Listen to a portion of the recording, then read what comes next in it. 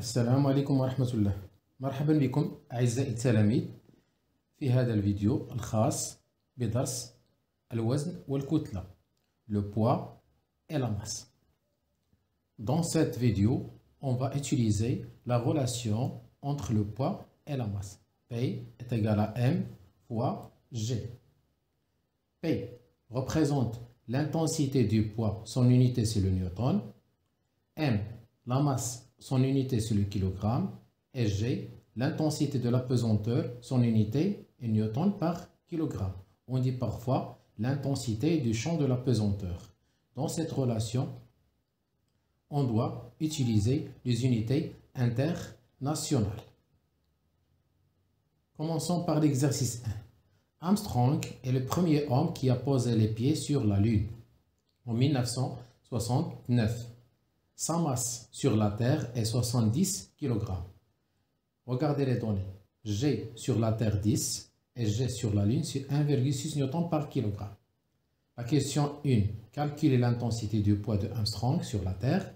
Quelle est sa masse sur la Lune? Et calculez l'intensité de son poids sur la Lune. La question 1. L'intensité du poids de Armstrong sur la Terre. Donc on sait que P est égal à M fois G. Et on a M est égal à 70 kg et G de la Terre c'est 10 N par kg. En faisant les calculs, on trouve P est égal à 700 N. Question 2. La masse de Armstrong sur la Lune. Donc on sait que la masse ne change pas, car la masse se conserve et ne dépend pas du lieu. Donc la masse de Armstrong est égale à 70 kg.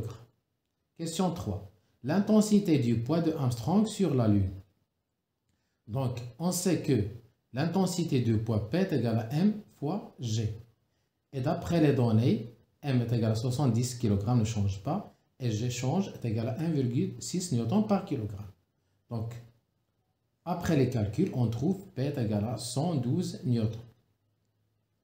On passe à l'exercice 2. Regardez la situation suivante. On a un objet suspendu à un ressort. L'intensité du poids de cet objet sur la Terre est 4 N. Et l'intensité de la pesanteur sur la Terre est égale à 9,8 N par kg. Quelles sont les forces exercées sur l'objet? Calculez la masse de l'objet, déterminer les caractéristiques du poids et représenter le poids. La question 1. Les forces exercées sur l'objet. Donc, d'après la situation, l'objet est soumis à deux forces. La force de ressort et la force de la Terre. Donc, la première force, c'est la force exercée par le ressort sur l'objet. C'est une force localisée. Son symbole, c'est F. La deuxième force, c'est le poids de l'objet. Ça veut dire la force exercée par la Terre sur l'objet. Son symbole, c'est P. Question 2. La masse M de l'objet. Donc, pour trouver la masse, on va utiliser la relation P est égal à M fois G. En utilisant le triangle magique, donc je cache M, je trouve que M est égal à P sur G. Donc M est égal à P sur G. En faisant les calculs, on trouve que M est égal à 0,408 kg. Question 3. Les caractéristiques du poids, ça veut dire de la force exercée par la Terre sur l'objet. Donc chaque force possède 4 caractéristiques. La première, c'est le point d'application. Dans ce cas, c'est le point G, le centre de gravité de l'objet. La droite d'action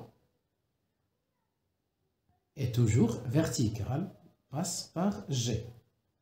Le sens est toujours vers le bas, ou parfois on dit de G vers le centre de la Terre. Donc l'intensité, d'après la question précédente, P est égal à 4 N. Question 4. Représentation du poids. Ça veut dire on va représenter la force exercée par la Terre. Pour représenter la force, on utilise un vecteur appelé le vecteur force.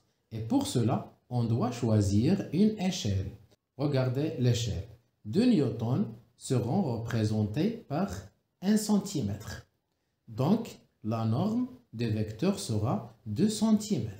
Le vecteur commence par G, il est vertical, le sens vers le bas et la norme est égale à 2 cm. Donc je trace une flèche vers le bas de norme 2 cm. Son symbole c'est P. Exercice 3. On considère la situation suivante. Un corps C en équilibre sur une table. La masse de ce corps, c'est 0,3 kg et l'intensité de la pesanteur est égale à 10 N par kg. Calculez l'intensité du poids, donnez le bilan des forces exercées, donnez les caractéristiques des deux forces et représentez les deux forces en utilisant l'échelle suivante. La première question, l'intensité du poids du corps. Donc, pour trouver l'intensité du poids, on utilise toujours la relation P est égal à M fois G. Et d'après les données, M est égal à 0,8 et G est égal à 10 N par kg. Donc, P est égal à 3 N. Question 2. Le bilan des forces exercées sur le corps. Donc, d'après la question, on va déterminer le système étudié, c'est le corps C. Puis on cherche les forces de contact. On a ici un seul contact avec le corps. Donc le contact de la table avec le corps. Donc il y a une seule force de contact.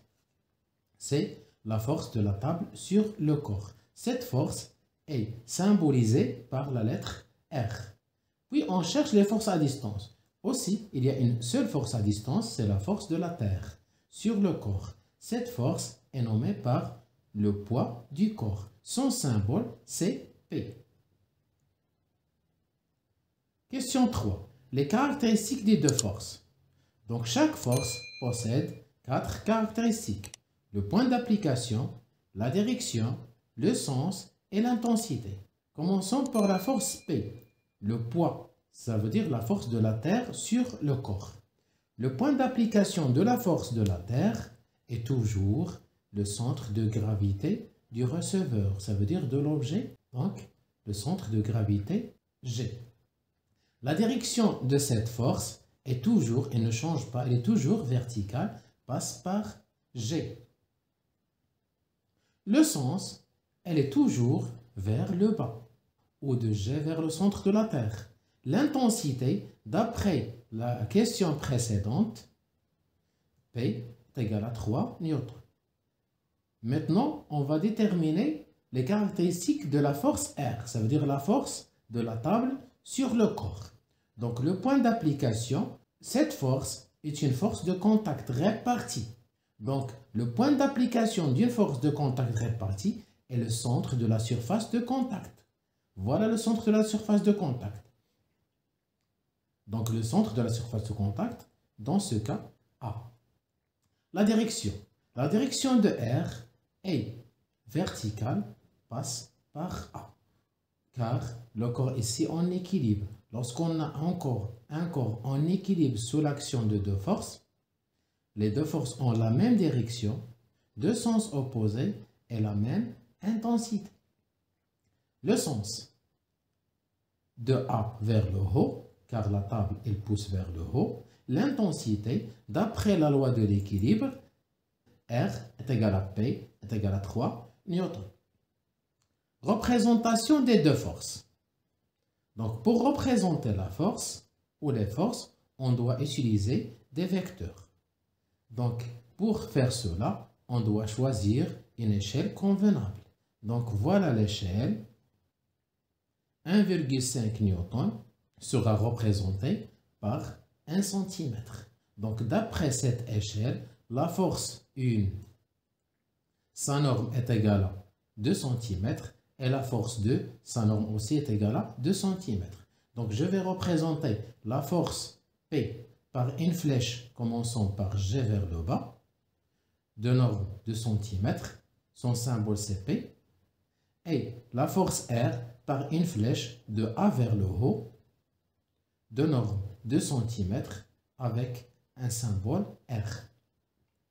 Et voilà. Merci. À la prochaine, Inch'Allah.